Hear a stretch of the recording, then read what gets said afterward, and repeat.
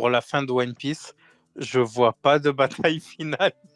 Pourquoi? Ça y est, parce que les Chevaliers Divins, en vrai, tu vois, Ah!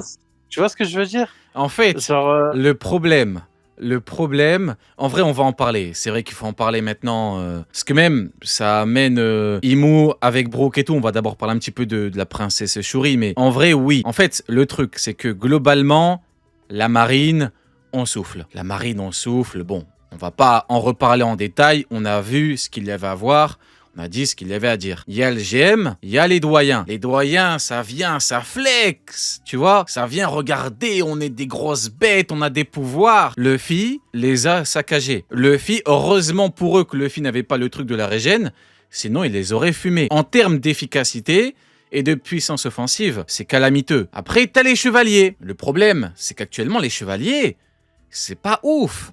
Et certes, Sommer s'est fait fumer par Gaban, qui n'est pas n'importe qui, mais c'est là où parler en difficulté, c'est intéressant, parce que tu regardes par rapport au niveau de Gaban et tu regardes un peu moins fort, un peu plus fort, vu qu'il l'a fumé en 2 secondes, tu te dis un mec qui est en dessous de Gaban, tu prends un Zoro par exemple, bah Zoro il saccage normalement. Il n'y a pas de monde où un Zoro sérieux perd la tête contre Sommer, ce serait pas trop, tu vois. frérot, tu es trop Donc, gentil parce que tu c'est dis chaud. Gaban. Mais on nous a dit que quand Shanks était bébé, il y avait littéralement des Spencer qui se tapaient contre eux, frère. Ouais, mais Donc, tu vois, là, j'ai pas vu. Vu que j'ai pas vu, je vais pas parler. Je vais parler de ce que ouais. j'ai vu, Gaban vieux. Mais concrètement, toi, comment tu vois un petit peu le niveau de difficulté des chevaliers? Est-ce que on n'aurait pas des floppers par éventuellement, théoriquement, les deux élus, les deux Figarland, le jumeau Shamrock. de Shanks, qui, il faut le dire maintenant, n'a du buzz que grâce à Shanks. Parce que si ce n'était pas le jumeau de Shanks, je vous garantis que tout le monde lui pisserait dessus. Ce que je vous dis là est factuel, hein, et son daron. Concrètement, qu'est-ce que t'en penses? Frérot, Non, un son truc daron, tu tout peux lui con, pisser hein. dessus, frérot. Non, mais même un truc tout con. Je te jure que si Loki il avait pas eu ses menottes, il n'y aurait pas eu de Chevalier Divin, ni Shamrock, ni Gunko. Donc, pour moi, non, je sais pas, ils sont en train de plus en plus de perdre leur cote sur le marché, quoi. Donc, Ah, j'arrive les pas à voir actions, un c'est arc final. tout en bas. Ah ouais. Ah ouais, Ah ouais, frérot, non, mais là- si Loki n'avait pas été attaché, ça sera plus Shamrock, ce serait Shamrock, frérot. Shamrock. Shamrock. Frérot, il serait fait humilier. Ouais. Mais ouais, moi, tous mes espoirs sont sur Shamrock, hein. C'est le seul, parce que son daron, frérot, c'est bon, j'ai vu la vérité à God Valley. Moi, je suis descendu du train. C'est quoi le train? Il s'est pas arrêté, j'ai sauté, frérot. J'ai sauté, j'ai perdu l'avant-bras, tout, mais j'ai sauté, frérot. Il était en virage dans une colline, j'ai sauté du train, frérot. J'ai rien à foutre. Il y avait une odeur nauséabonde, j'ai pas resté. Bah, Non, en moi, vrai, pour moi, le c'est train, que lui, en fait. le train partait bien. Le train Garling partait très bien. Ouais, il partait bien, mais ça, il est passé par Non, Bombay. le problème, Frérot, oui, le il y a problème, 400 personnes qui sont entrées c'est dans le qu'à train, son frérot. prime, on l'a vu. Enfin, son prime, ouais, à God Valley. Après, vas-y, non, je vais défendre. Je vais défendre, je suis désolé, je suis obligé de défendre le diable pour le coup. Il était contre Xebec. Il était contre un Xebec qui doit protéger sa famille. C'était qui le chef des Chevaliers Divins, plutôt? C'était qui? Théoriquement, Garling, à l'époque. Ok. Et donc, du coup, il a dû obligatoirement participer au raid contre Roger. Éventuellement, bah, normalement, après, Donc, lui aussi, s'il est s'est jamais fait parti, pisser c'est dessus chaud. par Riley. Lui aussi, à Riley, il lui a pissé dessus de A Ah, à mais Z, frère. non, mais s'il était parti, bah, évidemment, il se serait évidemment fait pisser dessus. Il y avait Gaban, Rayleigh et Roger. Enfin, à leur prime, le truc, il est inarrêtable, littéralement. Et C'est Spencer l'équipage aussi. des inarrêtables. Il n'y a pas de. Évidemment. Il y avait Mais. Spencer aussi, tu vois, donc... Ouais, les Peter Mo et tout, mais. Et Peter Mou. Non, pour en revenir au truc, ouais, en fait, en vrai, les chevaliers, non, en vrai, regarde, je vais dire la vérité, Oda est un génie. 1 + 1 = 2, mais je vais quand même vous dire pourquoi, sur ce coup, c'est un génie. Uniquement parce que Shamrock est le frère jumeau de Shanks et parce que Garling est son daron. Il leur a donné du buzz à eux et donc à tous les chevaliers via le lien avec Shanks. J'ai raison ou pas, Sonny? Est-ce que j'ai raison ou pas? Oui, mais moi, ce que je trouve intéressant, et je trouve que Oda est un génie là-dessus, c'est que quand les chevaliers divins sont apparus, tout le monde a crié haut, pas tout le monde, attention, mais beaucoup ont crié, oh, mais c'est totalement incohérent, mais en fait, ils étaient où avant? Mais le rapport de force, et après, ça nous a sorti une théorie comme quoi le gouvernement mondial, en fait, ils avaient besoin des empereurs pour essayer de trouver une explication. Mais en fait, non. Ils avaient étaient besoin où? des empereurs. Mais parce qu'ils étaient dans une cave, parce que s'ils attaquaient un empereur, Évidemment. finissaient à poil. Ouais. Donc c'est pour ça en fait non, en fait leur force ne ne réside pas dans la puissance pour les chevaliers. C'est pas ce qu'on leur demande. On leur demande d'assouvir des peuples. C'est de la stratégie, c'est de la manipulation, et on le voit. Qu'est-ce qu'ils font? Tout leur pouvoir, hein, c'est que de la manipulation. Ils ne font que ça. Et c'est grave utile et c'est grave fonctionnel. Mais ça s'arrête là. Et du coup, ça ne remet pas en cause l'équilibre des forces. Donc c'est ça en fait que je trouve intéressant avec le niveau qu'on nous donne du coup actuellement sur les chevaliers divins et sur leur place. Parce que oui, regarde, la preuve en est. Actuellement, tu as un équipage d'empereur sans son empire. Il n'y a pas l'empire de Luffy actuellement. C'est juste son équipage d'empereur, on est d'accord. Oui. Eh bah, je suis désolé, il y a des chevaliers divins, il y a des géants Sodomi. Je suis pas du tout inquiet pour l'empereur. Et encore, l'empereur, il est même pas là. La question que je me pose, c'est bah, pourquoi Luffy il monte? Il n'y a pas besoin, frérot, pour l'instant, reste en bas. Les Mugi suffisent pour l'instant. Donc c'est pour ça, pour moi, je trouve que le niveau qu'on donne actuellement aux chevaliers divins donne en fait une cohérence à l'œuvre. Ça dégoûte certains, mais heureusement que ça soit ça, parce que derrière, en fait, l'œuvre prend une cohérence intéressante. Bah, moi, un truc tout bête, hein, mais actuellement, les équipages Yonko qu'on a vus, qu'on connaît, que ce soit Barbe Blanche, que ce soit Kaido ou Big Mom, qu'on a vu, je veux dire qu'on connaît un peu leur territoire et tout, je les vois pas perdre contre le GM. Je comprends pas pourquoi il n'y a jamais eu personne qui s'est dit vas-y, je vais défoncer le GM. Parce qu'ils peuvent pas, c'est pas possible. Par rapport à quoi? Parce que tu perdrais trop de force. Le problème, en fait, c'est ça qui est intéressant. Moi, L'équilibre. c'est la vision de la chose, hein, parce Tout que est dedans. voilà, c'est ça. C'est la notion d'équilibre, parce que le problème, même si un empereur attaque un autre empereur, le coût à payer derrière, il est beaucoup trop puissant, parce que tu vas perdre des commandants puissants, quoi qu'il arrive, c'est une certitude, et tu vas perdre en puissance. Et c'est ça qui est intéressant, c'est que si un empereur décide de briser, et c'est pour ça qu'encore c'était terrifiant, et c'est pour ça que le gouvernement mondial et que la marine et que Garp s'est chié dessus, quand il a dit non mais si jamais Big Mom et Kaido s'allient, c'est la fin du monde. Et c'est pour ça que Oda, il n'a pas créé cette alliance. Big Mom était présente, mais si à Onigashima, tu rajoutes Katakuri, l'entièreté de l'armée enragée et l'entièreté des enfants de Big Mom, bah là, Oda, il peut créer le scénario qu'il veut.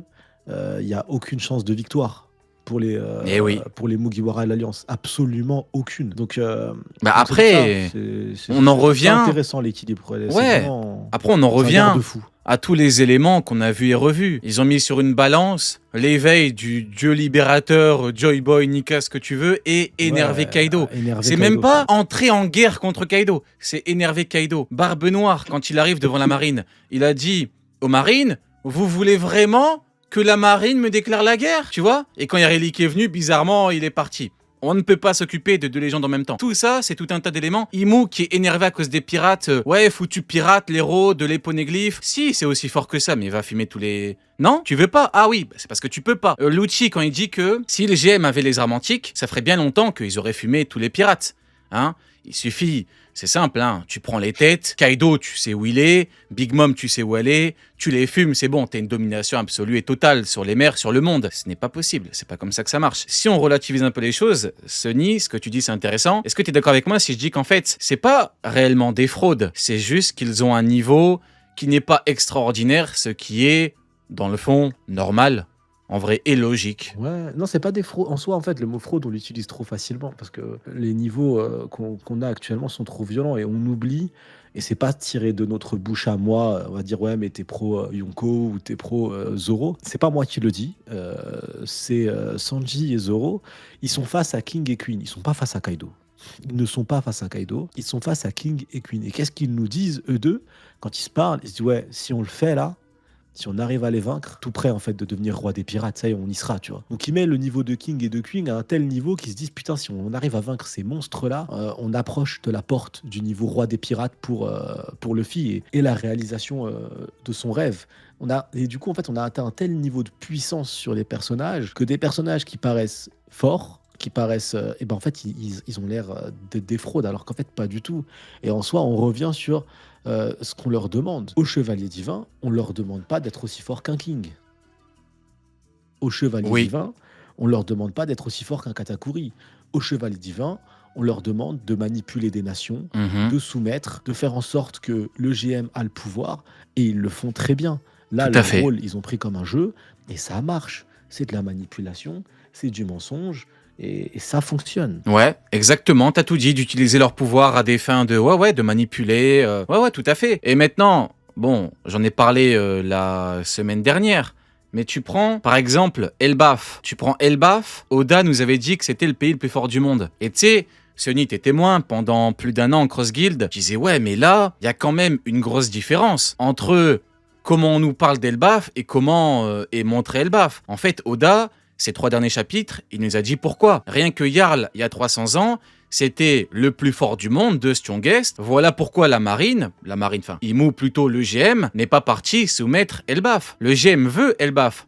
Ils sont jamais partis, pourquoi? Parce qu'il y a toujours eu des mecs très chauds, très forts. Et la vraie problématique, l'anomalie, mais pas dans le sens puissance pour le coup, mais dans le sens débile, bah c'est Harald. C'est Harald qui, malgré le fait qu'il était fort, que son gamin était fort, avait le potentiel pour prendre Ragnir et le fruit, et bah préférait twerker. Et donc ça a fait que Imu a pris ses aises. Hein, mais concrètement, tu vois bien que si le GM c'était aussi fort que ça, mais que Jarl soit fort ou pas, il serait parti le fumer rapidement. Même si en fait Jarl c'est vraiment le plus fort, mais de très loin par rapport aux autres. Il serait parti le fumer, Mais non, tu peux pas, parce que Elbaf, c'était l'équivalent probablement d'un équipage, on connaît pas la réelle échelle, on pas devin, je sais pas exactement, je suis pas Oda pour te dire à l'époque il y avait quoi, il y avait qui exactement, mais je devais faire une comparaison actuellement, c'est comme Onigashima. C'est comme Wall Cake. T'y vas pas, tu peux pas récupérer le territoire, Non, mais parce tu peux qu'en pas. face c'est trop fort et Mais, toi t'es pas non oui, plus. mais Sur un truc tout con. Luffy, là, il a moyen de passer un appel magique où il y a que ses potes qui sont au courant. Tu vois, un truc de Dendenmushi où le GM, il peut pas intercepter, ok? Il dit, venez tous, que ses potes, hein, pas la flotte, ses potes, venez tous, on prend Marie-Joise. Qu'est-ce qui l'en empêche aujourd'hui? Enfin, aujourd'hui, je veux dire post-Elbaf, avec les géants, etc. Qu'est-ce Mais qui l'en dans empêche? quel intérêt? Il a d'autres Non, choses à mais foutre, Luffy. une C'est fois, comme les une fois, empereurs, il y a les Rhodes, il y a... non, mais justement, Ils en ont rien une à fois foutre du que, GM actuellement. non, une fois qu'il aura accompli ses objectifs. Ah oui, bah il le Tu vois. fera. Bah, je Mais crois qu'il c'est le ça fera. le truc que je dis, c'est qu'il n'y a aucun Mais intérêt en face. regarde Kaido. Kaido, il veut fumer les Tenryubito. Il a dit, je vais leur montrer c'est quoi le règne par la peur, c'est quoi la guerre, etc. Dès qu'il a fait l'alliance avec Big Mom, ça va dans notre sens, c'est ce que disait Sunny. Il a dit maintenant, on va les fumer. Parce ouais, c'est qu'individuellement, parce c'est que chaud, mais à c'est deux, ça, il a c'est dit, ça. on va leur péter la gueule. C'est Parce fini qu'à ce pour eux. moment-là, les risques étaient plus. Et en plus, il dit à Big Mom, une fois qu'on aura écrasé tout le monde, parce qu'on va écraser tout le monde, On pourra on se combattre. Ouais. fera la guerre l'un Ouais. l'autre. Mhm. À ce moment-là, moi, ce que je trouve intéressant dans ce que tu dis, frérot, c'est que oui, et encore une fois, je vais en vouloir à un personnage. Je suis désolé, il va prendre une balle perdue. Mais Harald, je l'avais pré-shot ça en Cross Guild, c'est sorti dans le tout dernier chapitre sur le discours de Jarl. Dans le discours de Jarl, il dit quoi? On n'est pas parti en fait et on n'a rien dit pour protéger le rêve de Harald. Parce qu'on savait très bien que sinon Warland allait revenir et que toute la nation serait rentrée en guerre. Si jamais à cause de son rêve de Schlag, là, il n'y a aucun univers, il n'y a aucune galaxie, si jamais tous les géants se réunissent avec Loki en plus, ensemble, avec Jarl, avec tout le monde, bah, ils vont directement à Marie-Joie, ils chient sur Marie-Joie, inarrêtable. Inarrêtable. Et ce qui a causé leur perte au final actuellement et ce qui font que les géants là sont en difficulté, c'est parce qu'en fait ils ont protégé ce fameux rêve de paix, ce fameux rêve de plus être un peuple guerrier. Et sauf que je suis désolé, mais De dans un P, univers, PET, hein. peut-être, Le exactement, fameux rêve de paix. le fameux rêve de paix, C'est le pas de rêve paix. d'un P, ouais. Ah, pour De le coup, paix. son rêve, il puait vraiment le paix. Hein. J'ai pas Ouais, envie de... Hein, mais en vrai, mais ouais. du coup, c'est vraiment le problème. C'est que du coup, à force de rêver de paix, t'oublies que la nation en face, en fait, elle veut te faire la guerre. Et la nation en face, elle est sans pitié. Et la nation en face, c'est le GM, c'est le monde. Et là, actuellement, ils vont se retrouver à faire la guerre parce qu'ils n'ont pas le choix, ça a séquestré leurs gamins, ça a brûlé leur bibliothèque, c'est venu chier ses œufs. Mais vraiment, le souci, ça a été de vouloir protéger ce rêve. Mais scénaristiquement parlant, ça fonctionne. Scénaristiquement parlant, ça nous explique pourquoi un peuple aussi puissant ne s'est pas mis à attaquer. Et c'est pour ça qu'en fait, ce qui est intéressant dans tout ça, dans l'histoire, comment est-ce qu'elle est contée, c'est qu'on est capable de trouver une explication à la non-action des plus grands de ce monde. Oui, Tu vois? oui. Et c'est ça qui est intéressant. Et du coup, on peut trouver aussi, grâce en l'occurrence au rêve d'Harald et au choix fait par Jarl de protéger le rêve d'Harald malgré sa mort, en fermant sa gueule, tout simplement en ne disant rien du tout, ça explique la non-action de Elbath, qui est une nation extrêmement puissante et qui aurait pu chambouler le monde, Ouais. surtout accompagné de Loki. Ouais, non, mais t'as raison.